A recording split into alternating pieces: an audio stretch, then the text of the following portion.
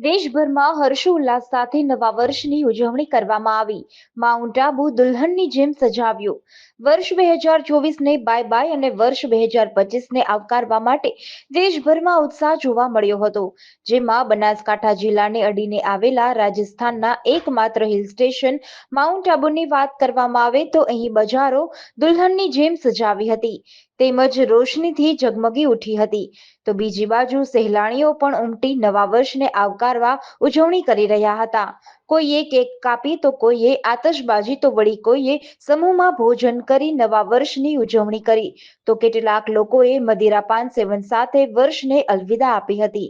सबसे पहले तो आपको आप सभी को और माउंट आबू वासियों को नव वर्ष 2025 की बहुत बहुत शुभकामनाएं एडवांस में।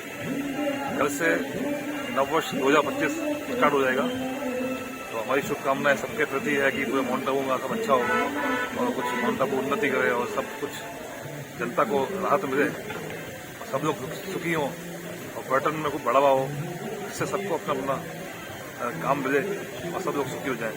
यही हमारी शुभकामनाएं। हैप्पी न्यू ईयर एडवांस में आपको भी और सब माउंट आबू वासियों को। GDC ન્યૂઝ સાથે પ્રકાશ મીણા, બનાસકાંઠા।